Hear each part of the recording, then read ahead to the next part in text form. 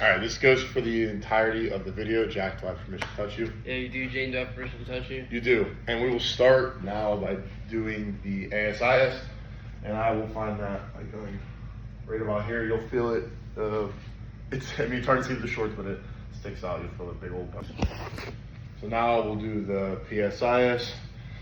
And that will be right about here. And you'll feel the bony protuberance, just like with the ASIS, but just posteriorly now. All right, I will now be palpating the greater trochanter. I'll be using my palms, and I'm gonna go from his iliac crest down, and you'll feel the bony protuberances right there. Now we'll be doing fracture testing, so I'll be going and finding his ASIS, which we found earlier, right around here, and I'll be fracture testing, tapping it, feeling for pain or anything like that. No pain. Switch to PSIS, which is in the exact same spot but on the back. Any pain? No pain. And then I'll be doing his greater trochanter, just on his hips. Finding it right there. Fracture testing for that. No pain. So now I'll be range of motion testing, and I will find his greater trochanter, which is his axis of rotation. I'll get this in line. Then I would then ask my patient to bring his knee to his chest. Good. Which then actively, he got about 70 degrees, which then I would grab here and I will bring his knee further back. Which then he got about 20 degrees more with me assisting him. Next we'll be doing the abduction range of motion test. So I'll be finding his ASIS, that's the rotation of axis. And then I'll be lining the stable lever up across his body to his other ASIS, and I'll be asking my patient to abduct his foot outward. Okay. It's active, you got about 30 degrees. And another 10 degrees on top. So next I'll be doing internal rotation. I will have this in line with his patella, and I will ask my patient then to hold it up top for me. And then I would ask my patient to bring his foot out. Okay, and he got about 28 degrees that way, and then I will assist him now a little more. Not very much more, but like 2 more degrees about, so 27 degrees total. Now we will be soft tissue palpating the rectus femoris, which that would find his ASIS. It inserts on the ASIS and runs down the middle here and goes all the way down to the base of the patella. And the action it performs is extension of the knee and hip flexion, and it innervates at the femoral nerve. The next soft tissue we're going to be looking at is the gluteus medius. Its origin is the external surface of the superior ilium, and it runs all the way down into the greater trochanter. You can feel it firing when they abduct their leg, their hip. Feel it there. Its action is hip abduction, and it's innervated by the superior gluteal nerve. So now I will be soft tissue palpating the gluteus minimus, and the origin is the lower part of the ilium and a margin of the greater sciatic notch, which then I would feel right in here is the lower part of the ilium, and then the notch, and it runs all the way down to, not really that far, but to the greater trochanter, so this muscle here. But to feel it, you can ask your patient to bring his foot towards the sky. Yeah, you kind of feel it right here where my hand is. You'll feel it firing. And the action it performs is internal rotation, and it is innervated by the superior gluteal nerve as well.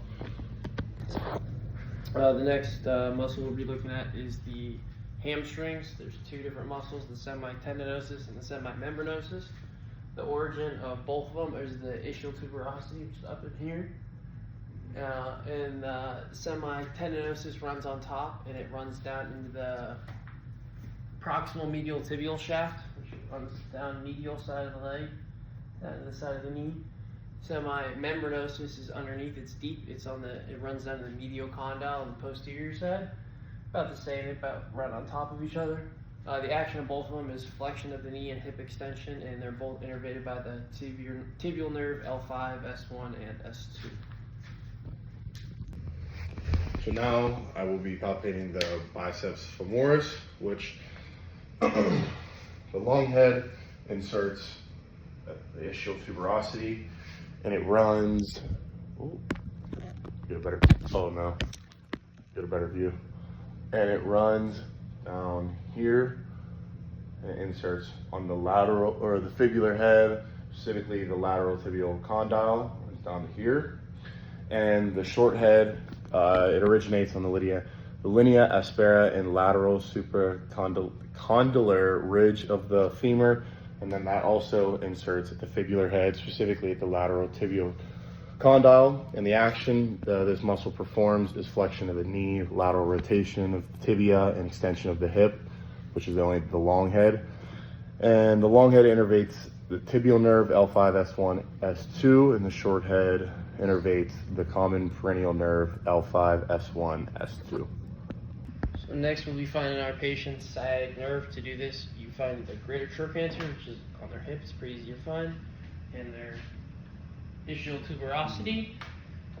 Find both of those, and then make a triangle with your hands. And where your two thumbs meet up is where the sciatic nerve or sciatic notch is. You can feel the indentation, and that's where your sciatic nerve is. It runs down. So now we will be doing Jack's sacroiliac ligaments, which I will find is PSIS, which is right here, and then I will go in and down, and this is where these ligaments will lie. So now we will be muscle testing his iliopsoas, which I would ask my patient to hang his leg off like this. I'm going to stabilize at the ASIS here, so I think the best way for you to see on video. Then I would ask my patient to bring his knee up to me. Good, he was able to complete that. All right, bring it back down. Now I'm going to apply a little bit of resistance throughout the whole motion. All right, good. Good. Now I'll be doing a break, so I'm going to keep it about halfway. Yep, and I'm going to push down, and he's going to resist me for about 5 seconds. Ready to go? 1, 2, 3, 4, 5. Good. The next muscle we'll be testing are the AD muscles, also known as the PAG muscles. So for this, I'll be having my patient hang their hip off their side. I'll be stabilizing at the ASIS, and I'll be asking them to raise their leg straight up to the ceiling. Good. And then on this one, I'll apply a little resistance. Go ahead. Good. And then I'll be finding the midpoint to perform the break test. I'll apply resistance for 5 seconds. 1, 2, 3, 4, 5. Good. Now I will be muscle testing his glute medius, which performs abduction, and I will have my patient bring his leg here, bring this one bent. Yeah, keep it bent. That'll keep a more length tension, which then I'll have him have a straight leg. I'm keeping my hand here at his hip, and I'm gonna ask him to bring his straight leg to the sky. Good. Now I will apply a little bit of resistance. Good. Good. And now I'll find about halfway right here, and I'm going to push down, and he's going to resist it for about 5 seconds. 1, 2, 3, 4, 5. Good. Next, we'll be testing the glute max. So for this one, I'll ask my patient to bend over the table, and I'm going to stabilize the PSIS. I'm going to ask them to raise their right leg to the ceiling. Good. And then I'm going to apply some resistance. Go ahead. Good. And then I'm going to find a midpoint. I'm going to perform the break test and hold for 5 seconds. 1, 2, 3, 4, 5. So now we'll be muscle testing his external rotators. So I would then have my top hand would be at his knee here, and I'd ask my patient to fully bring it into internal rotation to create length tension, which then I would ask him to bring his foot all the way the other way. Good. Now I'm going to apply a little bit of resistance here. As he pushes in, I'm going to push out. Good. And now I'm going to find about right here. I'm going to ask him to pretty much fight my resistance for about 5 seconds. There you go. 3, 4, 5. So first, for the special test, we will be performing the Thomas test. And this is pretty much looking for hip flexor contracture issues. And to start, I would then ask my patient to bring his knees to his chest and hold them with his hands. as you can see. And then I would ask him to drop this one specifically while holding on to his other one. And a positive here would be the femur is not fully down to the table, but his is, so he is negative on this special test. So for this one, this is more specifically a Thomas test for his rectus, which then I would ask him to bring only, the one knee up to his chest and hold on. And we're looking to see if this leg straightens out, which it doesn't. This is a negative. And a positive, you would see his leg kind of stick out almost like this. The next special test we'll be doing is the Ober's test. For this one, we'll be looking for a tight tensor fasciata. For this one, I'll have my patient lay facing away from me, and I will stabilize at the hip or at the pelvis, which is important because that's what we're feeling. And then I'll have them bend their knee, and then bring their hip into extension and then down. And for this one, a positive sign is if the hip doesn't touch the table, or if I can feel the pelvis pop up, which in this scenario, I can feel the pelvis pop up, so he would be a positive sign. So here will be special testing. We will be doing the Trendelenburg test, and this is looking for a weak glute medius. So then I would ask my patient to stand on one leg, you can pick. And this is a negative because if it was a positive, you would see then this hip kind of poke out like that. So here will be special testing. We'll be doing the hip scoring test, and I will have my patient bend his knee like this, which then I'm gonna push down. I'm gonna push down here at his knee, creating axial loading, while also moving his knee in a circular motion. And a positive here would be any clicking in the hip or any pain or discomfort within the motion. Next, we'll be doing the Craig's test. It is, we'll be checking for anteroversion and retroversion. So I'll be asking my patient to bring their knee up, and I'll have my hand on their greater trochanter, and I'll ask them to bring their foot into internal external rotation, feeling for when it's prominent, greater trochanter. Then I will take my measurement, which we slide down. Will you slide down? Oh, sorry. Okay, all the way, please. I gotta line up my goniometer with the ground. Hold on, let me turn this. Sorry, Mr. J. Turn this to the ground. And I'll have this lined up, this fibula. Have this lined up at the ground. And we'll see he gets about 10 degrees, which would be a negative sign, which as long as it's between the ranges of 8 and 15 degrees. So now I will, what the hell? So for this, I will be doing the first part of the true leg length special test. So here I will find,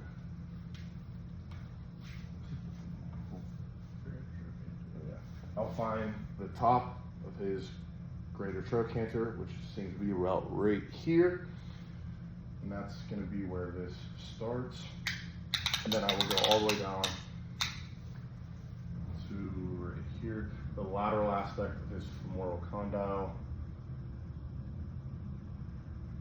which I get here. I get about 19, and I will do the same thing on this side. Yeah, that was in inches, by the way. Here, do the same thing. This one actually is about 19 and a quarter, to be exact. So for the second part, we'll be measuring from the medial plateau, starting about here. I know it's tough to see, but I would then go down, bring your leg up, show him. I'll then go down to his medial malleolus, which is right there, which this full length here is 18 on the dot. And I'll do the same thing on this leg, finding the medial plateau, going down to his medial malleolus, which this one here is 18 as well, which he would be, I guess, a slight positive, but a positive in this case would be any discrepancy of the two measurements you got starting from up here and here. You add those together and do the same thing on each side, and if there's any difference, that indicates positive. Next test we're going to be doing is the long sitting test. For this one, I'll be asking my patient to lay on their back, and then good, hold on to both sides of the table, and then bring your hips up to the ceiling. Good. And then bring your knees up to your chest. Good. And then lengthen back out. And then pull your legs. Move this. No, that didn't work. That'll work. Alright, and then I pull on his legs, and I line up his heels to see if they're in line. In this case, they are. And then, so they look good. And then I'd ask him to sit up. And I'd do the same thing and measure, line up his heels. And they're still in line. So this is a negative sign. A positive sign would be his legs are different lengths. But in this case, there's no sign of anterior or posterior rotation. And for a pathological scenario, so this patient, his name is Thanos, and he's a 21-year-old baseball player. Specifically, he plays the outfield. And he came in, he's doing fine, blah, blah, blah. And we did a couple of the tests, and specifically the Ober's test came back positive. And this is kind of signifying to me as a health practitioner that he's got a tight tensor fascia lata, maybe an IT band as well as tight. And this is causing him pain. There's a little bit of inflammation there, and this is like reducing his mobility. So, I mean, specifically, especially for an outfielder, like they're running a lot. When he's running the bases, he's a quick guy, so he's been running a lot. So I think the best plan of action is to rest for as long as possible, maybe until game days, maybe reduce on the running at practice, kind of modify things specifically for him the coach can do. Put him through a rehab routine, specifically doing foam rolling, specifically on his side, on his IT band, for his quads, his glutes, for his tensor fascia lata as well. Stretching daily, morning, before practice, after practice, at night. Put him through a routine to stretch all his hip flexors, maybe a standing crossover stretch or a pigeon pose.